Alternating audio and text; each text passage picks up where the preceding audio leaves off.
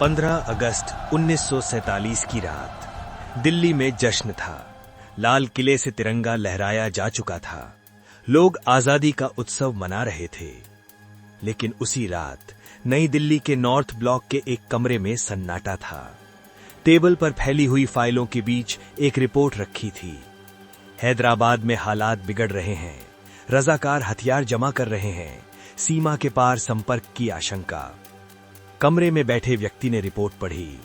उन्होंने सिर्फ इतना कहा, भारत अब अंधेरे में नहीं रहेगा, हर सूचना हमारे पास होगी। वो थे सरदार वल्लभ भाई पटेल। देश आजाद था, ब्रिटिश चले गए थे, लेकिन पीछे छोड़ गए थे 565 रियासतें। हर रियासत का अपना राजा, अपना झंडा, अपनी सेना। भारत एक राष्ट्र कम, एक जटिल पहेली ज्यादा था। सरदार पटेल जानते थे, अगर इन रियासतों को तुरंत और बुद्धिमानी से नहीं जोड़ा गया तो भारत कई टुकड़ों में बंट सकता है। लेकिन सिर्फ राजनीतिक बातचीत काफी नहीं थी।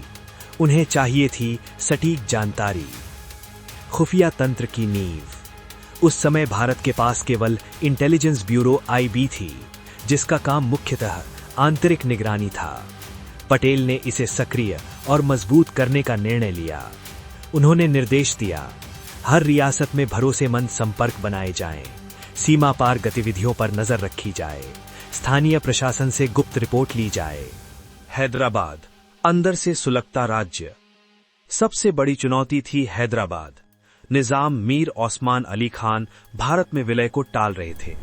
उनके समर्थन में खड़ा था एक उग्र संगठन रजाकार, जिसका नेतृत्व कर रहा था कासिम रजवी।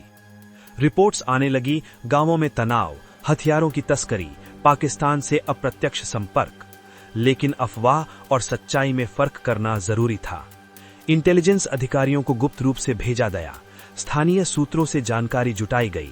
सेना की क्षमता, रजाकारों की संख्या, हथियारों का भंडार, सबका आकलन हुआ।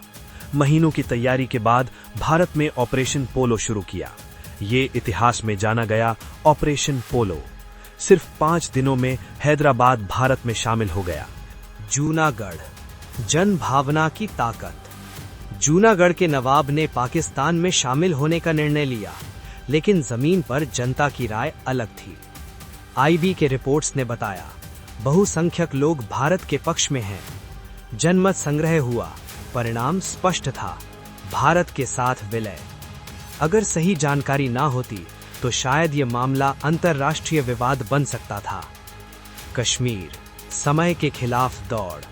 अक्टूबर 1947, कबायली हमलावरों ने कश्मीर पर हमला किया। स्थिति तेजी से बिगड़ रही थी। दिल्ली में आपात बैठक हुई। जवाहरलाल नेहरू और सरदार पटेल ने खुफिया रिपोर्ट्स पर चर्चा की। रिपोर्ट्स ने संकेत दिया, हमलावरों को बाहरी समर्थन मिल रहा है। महाराजा हरि सिंह ने भारत में विलय के दस्तावेज पर हस्ताक्षर किए। भारतीय सेना भेजी गई। विभाजन की आग। पंजाब और बंगाल में दंगे भड़क उठे थे। लाखों लोग विस्थापित हो रहे थे। पटेल ने दंगा प्रवण क्षेत्रों में निगरानी बढ़ाई। उग्र तत्वों पर नजर रखी गई। राज्यों के प्रशासन से सीधा संवाद कायम किया गया। उनकी नीति कठोर थी, लेकिन उद्देश्य था स्थिरता। 30 जनवरी 1948, राष्ट्रपिता महात्मा गांधी की हत्या। देश सदमे में था।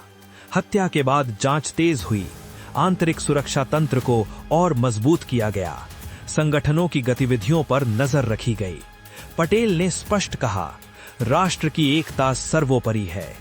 एक शांत लेकिन निर्णायक नेता। सरदार पटेल मंच से कम बोलते थे, लेकिन निर्णय लेते समय स्पष्ट और दृढ़ रहते थे। उन्होंने प्रशासनिक ढांचे को स्थिर किया, पुलिस और खुफिया एजेंसियों के बीच समन्वय बढ़ाया, राज्यों के एकीकरण के बाद व्यवस्था को मजबूत किया। वो जाल जो दिखा नहीं। 1947 से 1950 के बीच भारत नाजुक दौर से गुजर रहा था। अगर हैदराबाद अलग रहता, अगर जूनागढ़ का मामला उलझता, अगर कश्मीर में निर्णय देर से होता, तो शायद भारत का नक्शा आज अलग होता। सरदार पटेल का खुफिया नेटवर्क कोई फिल्मी कहानी नहीं था। ये प्रशासनिक सतर्कता, विश्वसनीय जानकारी और तेज निर्णय का संयोजन था। उन्होंने देश को सिर्फ जोड़ा नहीं, बल्कि उसे स्थिर भी किया।